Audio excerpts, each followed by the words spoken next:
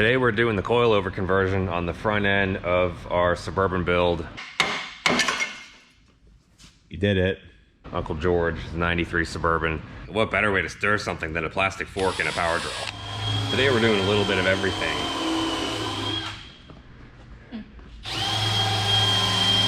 Logan's not interested in filming, she just wants to work, and that's awesome. What are you working on? Scuffing these so they can be painted with bed liner. What did you do yesterday?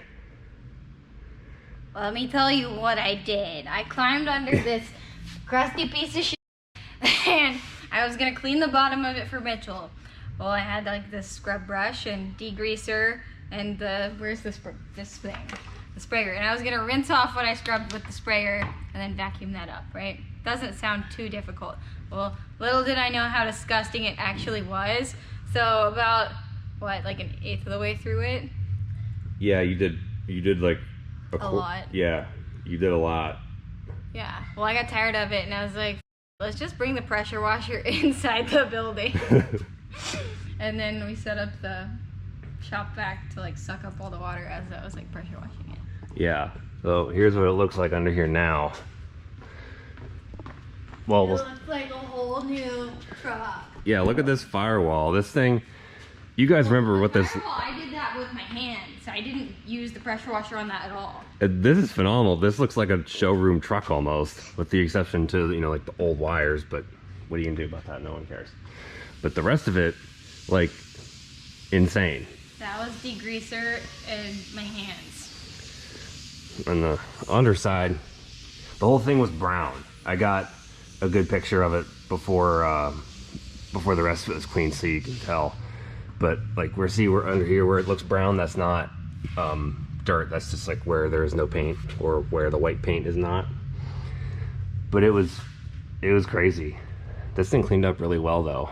If you got this special attachment for the shop vac, you can find the low spot on your floor and put it there, and the vacuum will hold it to the floor, and then you can have a second person squeegee the water to the vacuum and it'll just take it right up. It's pretty awesome.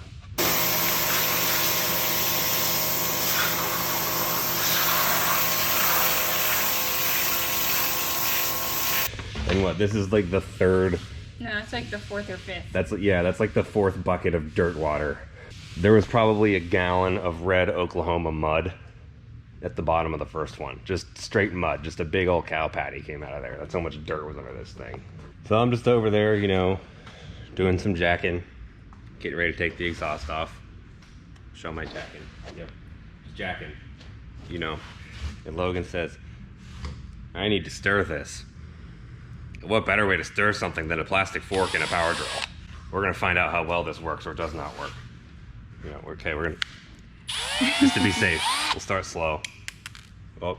It already broke. It's all right.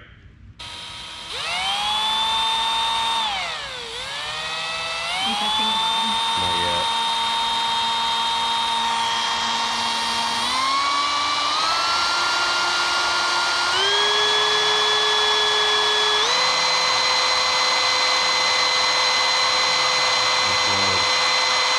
You think that's enough, or should we try second gear? Oh, that's much better. Let's try second gear.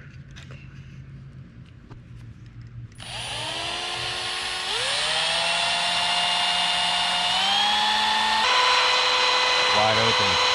Oh. That was sketchy. Okay, I think it's mixed. Oh wow, yeah, look how much different it is. You gonna use this to eat dinner? Yeah. You could eat so much spaghetti with this. I think we need to give Cooper a fork attachment for his drill so he can eat spaghetti really fast. Fine. Does it look like bed liner? I mean, honestly, I can't really tell because I'm going in the creases first so that I don't have to go in the creases later because I hate it. Oh, that's good methodology. Do the hardest part first, then it's done. So I just finished the first coat of the bed liner and it looks kind of smudgy because you're supposed to wait an hour to 2 hours before doing your second coat. So I'm just gonna let that dry and then work on something else until I can paint over it. Logan is adding bed liner to the front fenders to make them the same as the back ones. And we got the underside all prepped. We're gonna try this stuff out. Oh crap, I just touched it. Light Ford gray, like tractor paint. Thought it kind of looked like chassis gray and it might be nice underneath and look like a factory paint instead of well, it'll look a lot better than that, so yeah, I thought it would look like a factory underside of a truck instead of painting it black. Yeah, so it'll give contrast. We spent all this time on that frame to make it nice. Not to mention it'll help because it's light enough to see if there's like a leak somewhere or something. That's exactly what I was thinking. You know the deal. Yeah, you got a leak, you can see it. And if you look under there, you'll be like, damn, look at that frame shining like a goat's ass with a diamond in it. Yeah, I forgot that part of it. I love you. Yep, that's what it is. Goat's asses are the best asses, apparently. Goat's ass with a diamond in it. Yeah, really. I don't know. Well, they'll look at donkeys, they'll think, dang, that butt's shining like a rusty Suburban with a pretty frame. No, not really. This is the only rust on here. The rest of it's good. We'll handle that later. Outside of the body will be the last thing to get spruced up once the rest of it's done, because we'll rock a sleeper look for a little bit, but you look under the hood or you look underneath it and you're gonna be like, oh my god, what the heck is going on here? Check out these collectors we got. We got tri-Y, like stock car style NASCAR, if you will, collectors to make for the big block instead of these 4-to-1, just for the sound. How's it going under here? It looks good. Wow, yeah, it does. So why don't you like actually show what that looks like? This is one coat, it has to have two. Wow, this thing is gonna be really good under here. I made sure to tape off the body mount bolt holes so those bolts will still go in good. Yeah. Everything else, this is freaking sweet. Super sleeper. This is gonna be funny driving around with the paint falling off the body and everything, but the minute you look under the hood or underneath it, you're gonna be like, oh my god, what is this thing? Yeah. Today we're doing the coilover conversion on the front end of our Suburban build, Uncle George 93 Suburban, and we got rid of the torsion bars. It's gonna have coilovers now. We're gonna show you how to do that. Now, as a disclaimer, we make no implied or express guarantees about this working for you or anything of the sort. We're just gonna show you how they bolt in there, and that's it. We don't know with the weight of a Suburban if it will break them out or not, but we'll do some torture testing and find out once the build is done. These particular ones are double adjustable. Sorry for the puppy distraction. Meaning you can change the compression and the rebound. Now the compression is the force that it takes to squish it in, and the rebound is the force it takes to pull it back out, because the spring will be on here, and I will demonstrate that in real time. Okay, see, they're all the way, both all the way out right now. See, she can squish it in, pull it back out. Okay, now we'll crank the compression up the whole way. Squish it now. There's no way in hell that that's going down. So this is a perfect demonstration of how you can fine tune your ride quality on the fly. Because when these are in here, they'll be like that and you can reach the knobs, which is gonna help us because the engine that's going in this makes 840 horsepower. It's a Blueprint 632 big block. And we're gonna race it in 4-wheel drive, which means the front end, we're gonna have to put, this is not puppy problems. Which means when you launch, the front end is gonna try to lift up, where you can turn up the rebound on these to hold the front end down. That way you don't lose traction on the front end or get wonky CV angles or anything like that. Got a similar setup on the front of the Escalade there, but it doesn't work very well because the valving in those shocks is not strong enough to contain the lift of it. So maybe these ones will be better suited for the lower power level of this one.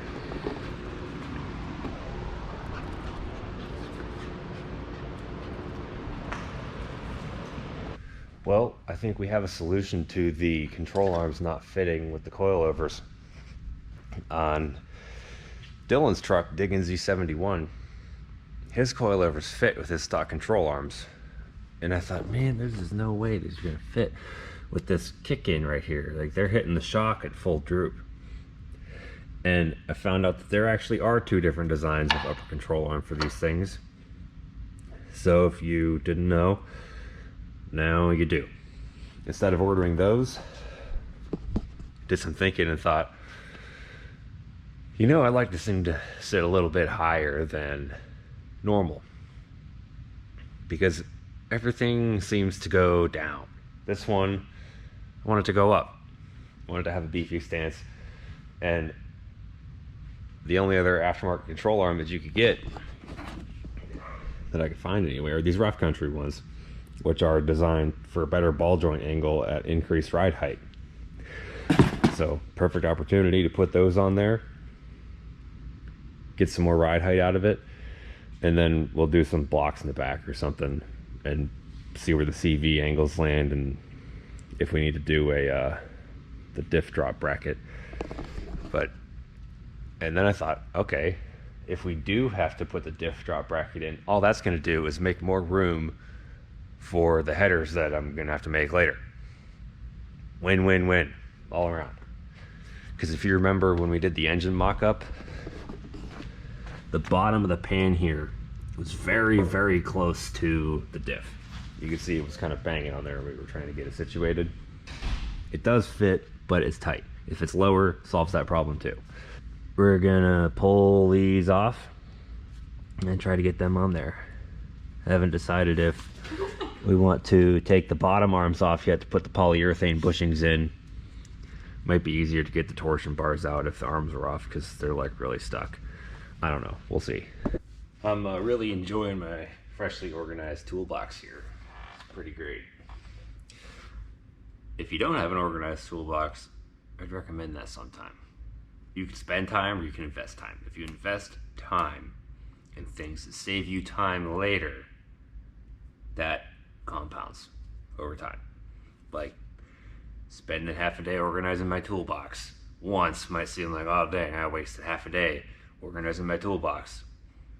No, because that one half a day is going to pay dividends on hundreds of days after that. So there you go.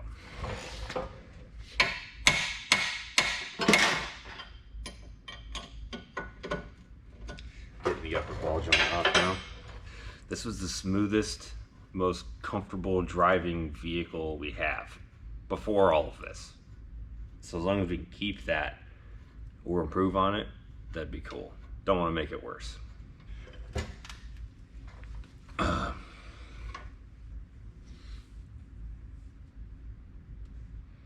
Nope, not dog food.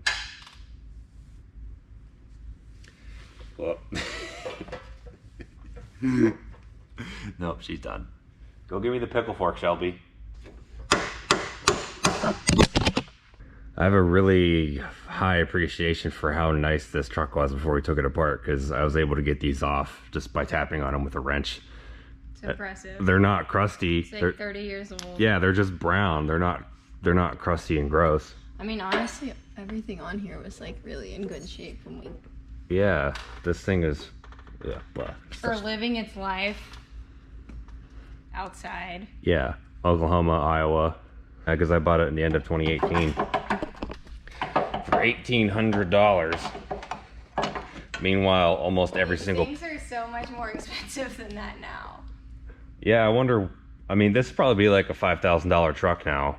Like, at least. This stuff is like through the roof. If it were marketed properly today, somebody probably could have got $6-7 grand for this truck just because of how nice the inside was. Yeah. It wasn't rusty. The interior was really nice, yeah. We got the polyurethane bushings for these control arms, but they don't seem to be the right size. I think they may have mislabeled them, and they're for a two-wheel drive. I don't know. So maybe we won't put polyurethane bushings in here. It drove fine without them. So if we don't change them, it won't hurt my feelings. Shelby, give me that. Give me that. Give me that bolt. No, I don't want you, I want the bolt. These went on pretty good. While I had it off, I sprayed some black into the pockets so we didn't get paint around. And anytime I have anything that's like raw cast aluminum like that, I always clear coat it before touching it with dirty fingers, because if you clear coat it good, it still looks the same, but then you can clean it easier and you don't get those, you know, stains set it in, or you get the barnacles on there if you live up north, all those little white dots of corrosion and all that. Best thing you can do, seal it up with your clear coat, and then if you go to pressure wash it off, crud just falls right off. It's your tech tip, one of many for this video. We are doing some inception right now. We're live streaming and filming a clip of getting this control arm on. Well, Logan's learning how cotter pins work and how much they suck. Is it working? Yeah. Yep, keep going. Do I hit it this way now? No, you just keep going in and it spreads until it pops out. Huh. It's shaped like a wedge. What do you guys have to say? Time to get an arm workout. If I buy a shirt, can I have the castle nut? Yes, you can have the castle nut if you buy a shirt. Just tell us what your order number is, we'll put it in the bag. Okay, it did get more difficult because the angle really sucks now. Yeah, so yank it out. It's not going to lose ground. Oh, that wasn't that bad. Let go!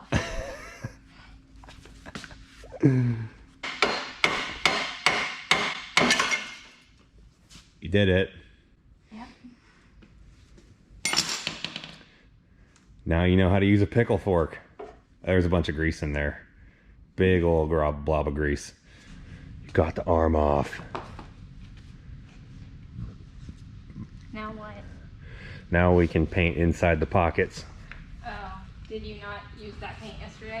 No, I just used regular Rust-Oleum gloss black because I couldn't find the Pour 15. It's literally back there on those shelves. Oh, can you get it? Everything she's doing right now is what I had to do to that side yesterday. So basically you just got to chop off this little corner right here to give room for the coil over to fit. New tie rods on and tie rod sleeves. These are Mevotech. I don't know how you pronounce it. Mevotech something. Rods, in and outer with these sleeves. I forget where they came from. I pretty much just ordered whatever.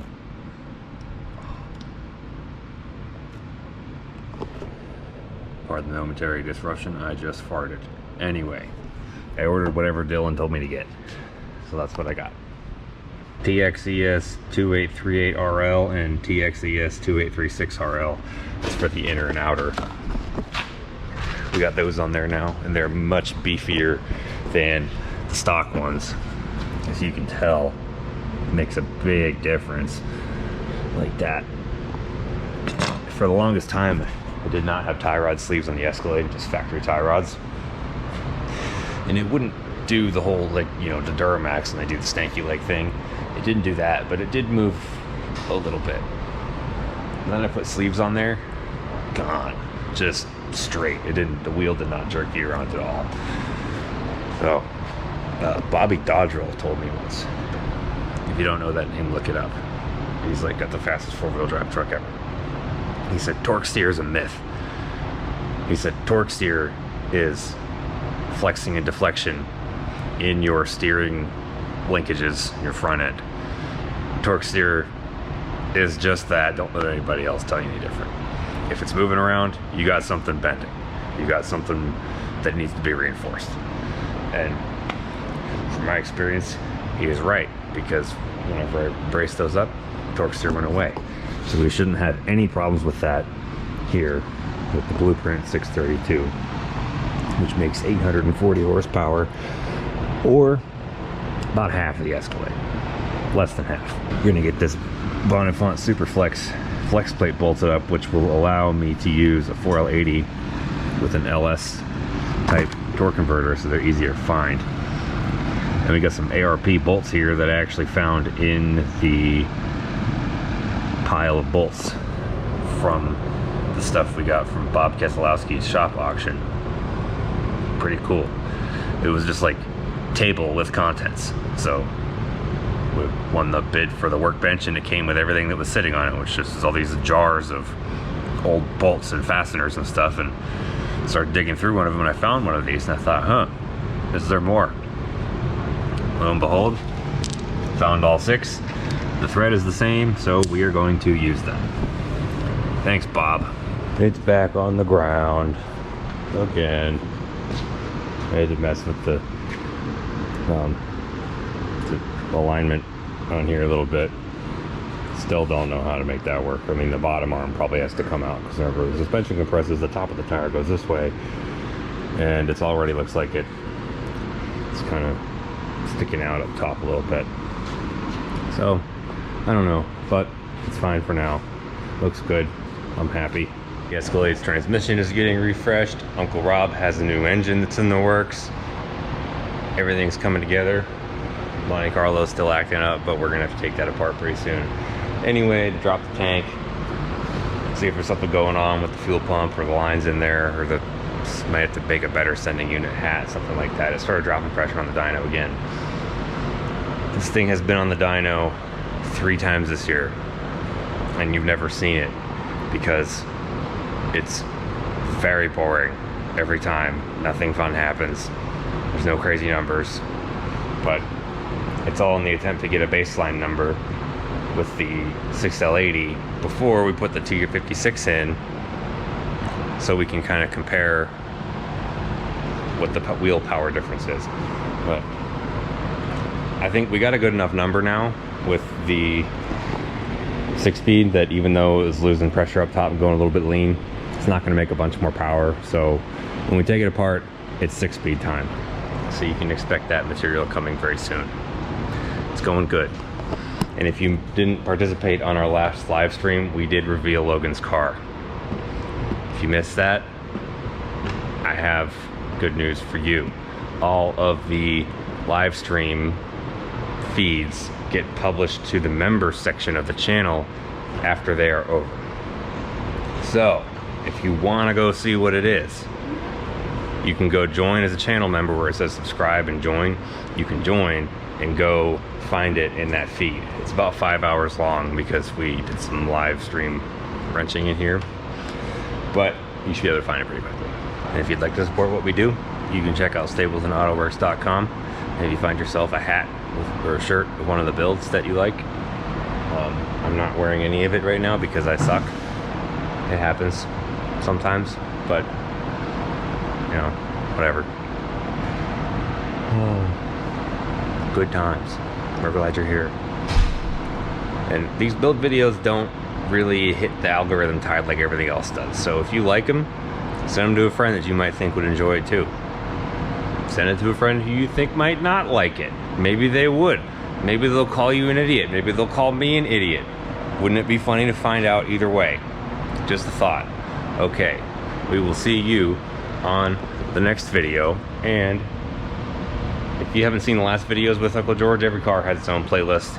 Go to the Uncle George playlist. You can see that. You can see us driving it around when it was stock, all that stuff.